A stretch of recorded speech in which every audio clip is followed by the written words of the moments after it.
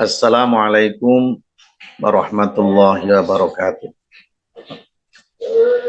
Hamdan wa syukran lillah. Hamdan wa syukran bihudurikum.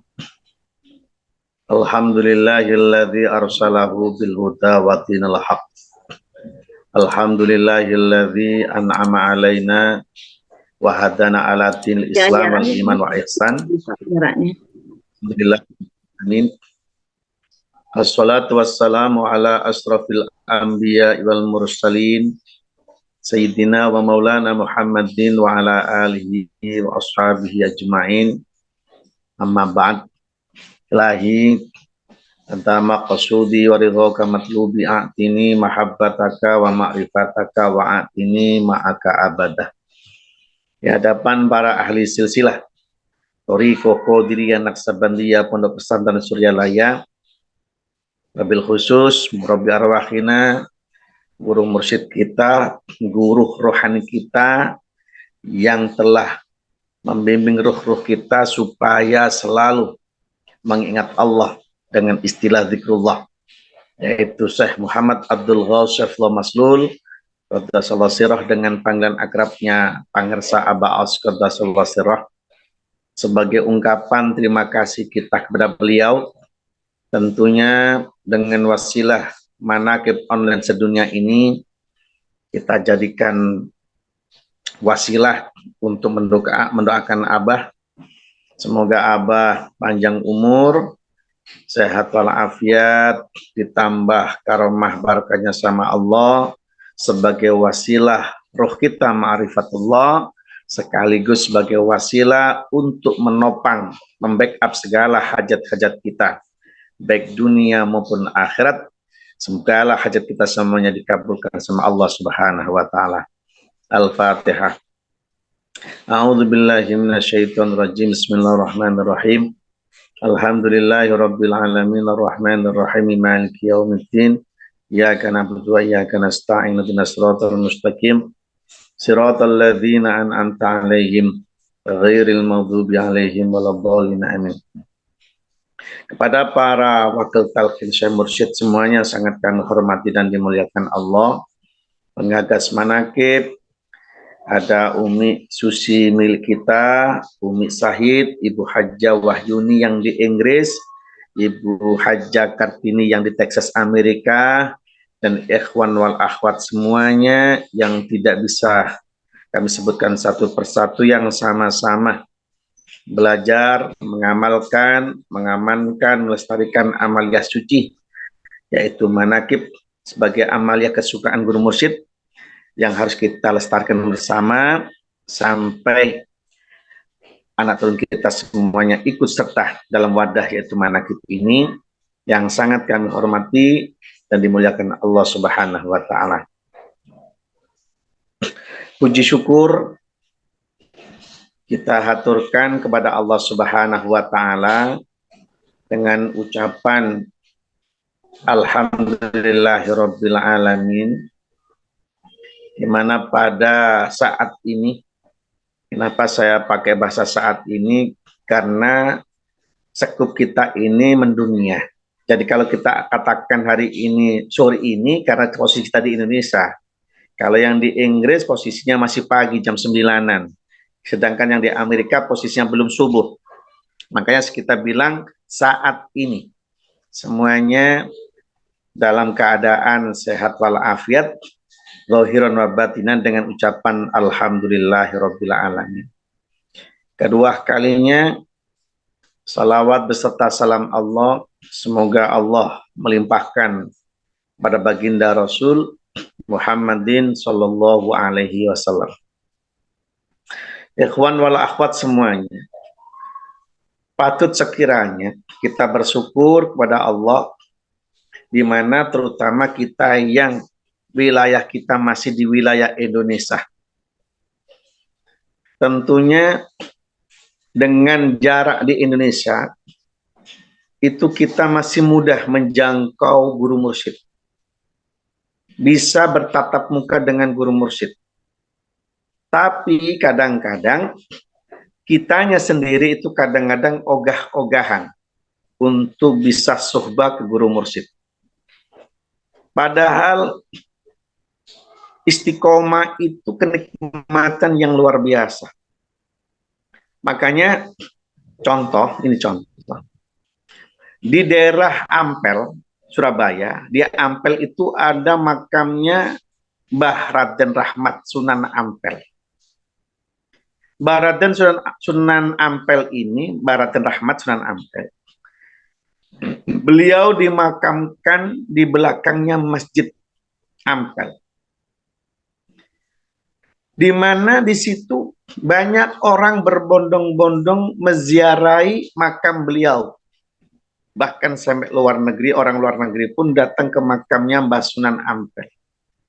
Ada yang dari Jakarta, ada yang dari Bandung, ada yang dari Majalengka, ada yang dari Sumatera, Jambi, Malang, istilahnya Aceh, istilahnya Indonesia lah, senusantara itu semua pada datang menziarahi makamnya Mbah Sunan Ampel. Tapi bagi orang Ampel sendiri, yang dekat sekali dengan makamnya Sunan Ampel, itu tidak ada yang menziarahi ke makam situ. Orang Ampel sendiri itu tidak ada yang mau menziarahi ke makamnya Mbah Sunan Ampel. Justru dia lebih senang menjualkan barang dagangannya di wilayah pelataran Masjid Ampel. Lebih condong percaya dengan jualannya dibandingkan menziarahi makamnya Sunan Ampel. Pertanyaannya gini, kenapa kok bisa seperti itu? Padahal dia rumahnya dekat di situ, di wilayah Surabaya Ampel, tapi tidak ada yang mau ziarah ke sana. Kenapa? Karena Sunan Ampel, Barat dan Rahmat Sunan Ampel ini ibaratnya lampu merkuri. Lampu merkuri itu akan sangat kelihatan, sangat menyala, silau menyinari, begitu padang, apa bahasanya, padang ya, istilahnya kelihatan, istilahnya cuacanya, istilah semuanya bisa melihat dari jarak jauh. Tadi orang jauh dia bisa melihat kalau di Ampel itu ada lampu merkuri yang sangat kuat cahayanya. Tapi sedangkan orang Ampel kenapa dia tidak melihat lampu yang begitu kuat? Apa tidak melihat? Sebetulnya melihat, tapi karena terlalu dekat dengan lampu merkuri, yang terjadi bukannya melihat, tapi silau. Silau. Makanya orang Ampel andaikan di pelataran Ampel itu tidak ada seorang kekasih Allah, jualannya misalnya di makam lainnya, apa laku? Tidak laku. Tapi karena di situ ada seorang kekasih Allah, Barat dan Rahmat, orang jualan apapun di wilayah situ laku. Karena barokahnya Barat dan Rahmat Sunan Ampel. Cuman kadang-kadang orang terhijab, tidak mensyukuri kepada orang yang memberikan berkah rezeki kepadanya, tapi justru dia cuma sekedar mengais rezeki saja. Begitu juga dengan kita. Kadang-kadang kalanya kita ini kalau tidak belajar berupaya meyakinkan benar dengan guru mursyid, sulit untuk belajar istiqomah ini. Maka dibutuhkan upaya niat beneran, merasa menyertai guru. Jadi ketika kita ikut manakib, jadikan ini bagian kita ini robitoh ke guru mursyid. Bahwa ketika kita manakib ini yakinkan dalam jiwa kita ini bersama Abah. Cintai Abah dengan apa amaliyah mursyid ini. Manakib ini harus butuh perjuangan. Selama kita ketika manakib ini tidak meyakini Abah itu ada di hadapan kita, maka kita tidak serius. Satu hal yang perlu kita ketahui bersama, majalis yang makbul doa itu manakib. Cuman kadang-kadang orang tidak yakin. Kenapa? Karena pola pikirnya cuman kalau manakib kalau tidak bertatap muka secara fisik itu kadang-kadang kurang afdal. Tidak. Manakib ini, walaupun kita katakan manakib seperti manakib yang ada sebagian ikhwan wal akhwat yang mendampingi Abah, ada manakib di Aceh, itu semua ketika acara manakib setidaknya kita itu harus merem, lidah dilipat, merem lidah dilipat, telinga bukan telinga ini mendengarkan suara Abah, telinga batin harus dibuka. Jadi fokusnya merem tapi melek. Jangan sampai ketika manakib darat, telinganya ini mendengar, tapi telinga batinnya merem. Akhirnya apa? Tidak mendengar apapun. Jadi konteksnya manakib itu amalia rohani, batinnya, yang sifatnya batin. Mengasah batin. Bukan mengasah asal mendengarkan ilmu, bukan. Amalia ilmu ini kita jadikan untuk memacu amalia kita. Apa yang diajarkan guru mursyid. Kalau sekedar ilmu, ya semuanya sama. Mau dibikin apapun, yang ceramah sehebat apapun, selevel apapun, yang ceramah, yang memberikan khidmat ilmiah, semuanya sama. Cuman ada yang retorika bahasanya bagus, karena akademisinya punya level, ada status strata kependidikannya, ada S1, S2, S3, S teler, S podang, S campur. Itu kan karena disiplin ilmu saja. Endingnya apa? Cuma zikir. Maka Abah jadi pilih apa? Ada yang dari profesor, ada orang pedagang, ada kiai, ada dosen, ada guru, ada orang biasa, semua diangkat jadi wakil Abah.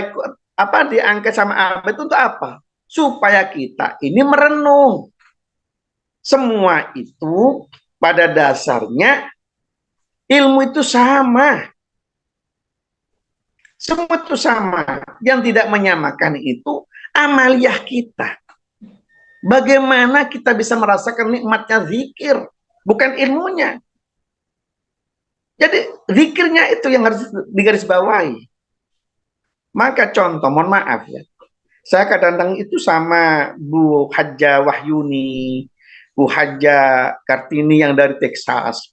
Saya itu malu, isin. Kata orang Jawa itu malu. Kenapa? Beliau di Inggris, beliau tuh di Amerika, begitu merasa cintanya sama Abah. Setiap hari saya amati, ikut. Itu yang butuh perjuangan, itu harus kita renungkan. Itu. Kadang-kadang kita dengan indahnya yang dekat, begitu dengan adanya manakib seolah-olah tidak bisa merasa nikmat. Bayangkan, yang di Inggris saja itu bagaimana bisa istiqomah.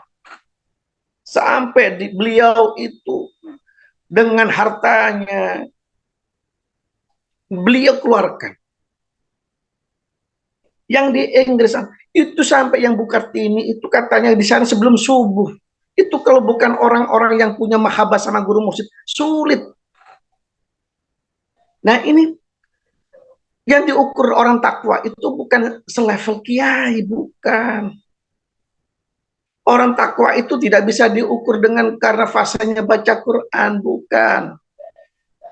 Orang takwa itu tidak bisa diukur dengan karena jebolan pondok, bukan. Orang takwa itu tidak bisa diukur dengan karena keilmuannya, bukan. Inna akramakum indallahi atqakum. Sesungguhnya orang yang takwa itu yang paling di sisi Allah, yang paling dimulia di sisi Allah adalah orang takwa. Dan Abah guru mursyid memberikan alat satu, yaitu zikir. Pertama zikir jahar, la ilaha illallah, sama zikir khauf. Itu dulu basicnya. Kalau yang lainnya mas khotaman apapun itu masih walaupun bagian dari wajib yang sunnahnya mursyid yang wajib kita jalankan, tapi basic dua ini yang menentukan orang bisa istiqomah manakib khotaman dua. Selama amalia dua itu tidak dijalankan, sulit untuk menjalankan amalia mursyid. Jadi ada lagi, saya ada contoh. Di kampung saya itu ada orang yang dulu, ini saya cerita dulunya. Ada orang itu ketika tidak cocok dengan tetangganya, langsung tetangga itu langsung apa ya bahasanya, kalau bahasa Indonesia dicelapit itu apa ya, diomelin, dilabrak lah bahasanya, dilabrak orang itu. Satu. Yang kedua, jiwanya kikir, pelit, suka orang itu tidak suka kalau tidak cocok. Tapi subhanallah, setelah ikut manakib, ikut belajar istiqomah zikir di pondok, kemanapun ikut manakib, 180 derajat beliau yang dulunya, yang secara umum di masyarakat itu kikir, pelit, dermawan. Ibadah, orang tidak bisa bangun subuh, dia datang ke pondok sholat subuh jamaah. Zikir betah. Sampai beliau mengatakan, pengajian pondok pesantren Suryalaya beda dengan yang lainnya. Apa bedanya, saya tanya? Apa bedanya? Yang lainnya membahas ilmu-ilmu tanpa arah. Suryalaya memberikan alat bagaimana orang punya iman. Dengan keimanan itu menjadikan orang bisa istiqomah beribadah. Subhanallah kalimat-kalimatnya itu. Dan tidak mudah marah katanya. Dulu katanya, kalau saya ada orang yang tidak cocok, saya datangi, saya labrak orang itu. Katanya gitu. Tapi sekarang tidak. Ketika saya dihina orang, saya terasa biasa-biasa saja. Justru saya itu merasa nikmat saja, bilangnya gitu. Inilah, subhanallah, bersyukur kita sudah ketemu guru mursyid. Guru mursyid itu bisa diketahui dengan amaliyah. Guru mursyid tidak bisa diketahui dengan sekadar ilmu. Abah itu akan kelihatan kemursidannya selama murid-muridnya pakai rasa, pakai amaliyah. Kalau Abah itu, misalnya ada orang bertanya, apakah Abah Aus itu mursyid kamil mukamil? Jawabannya, lihat di Masjid Istiqlal dulu. Kalau ada orang mengaku mursyid, bisa membuat manakib di Masjid Istiqlal penerusnya Abah Anom, berarti itu mursyid dan penerusnya Abah Anom. Tapi tidak ada yang bisa wakil takdirnya Abah Anom bisa membuat manakib di Istiqlal. Bukti bahwa penerusnya Abah Anom adalah Abah Aus, subhanallah. Bukti itu. Tidak ada yang bisa membuat manakib sebesar itu kecuali penerusnya Abah Anom. Kenapa? Abah Aus ridho sama Abah Anom. Abah Anom ridho sama Abah Aus, dan Abah Aus diridhoi sama Abah Anom untuk meneruskan estafet kemursidannya, untuk mengamankan, mengamalkan, melestarikan amaliyah Thariqah Qadiriyah Naksabandiyah Ma'had Suryalaya. Dengan kalimat la ilaha illallah sama dzikir khafi, banyak orang merasa nikmatnya ibadah bersama guru mursyid. Subhanallah. Dan itu saja yang dapat kami sampaikan, kurang lebihnya mohon maaf. Semoga kita termasuk murid Abah yang selalu terbawa kemanapun, dimanapun, kapanpun kita selalu senang dan bahagia. Di sini senang, di sana senang, dimanapun selalu senang dengan bimbingan guru mursyid Syekh Muhammad Abdul Ghaffarul Maslul. Kata Allah ridho dan meridhai kita senang dan bahagia. Kurang lebihnya mohon maaf. Assalamualaikum warahmatullahi wabarakatuh.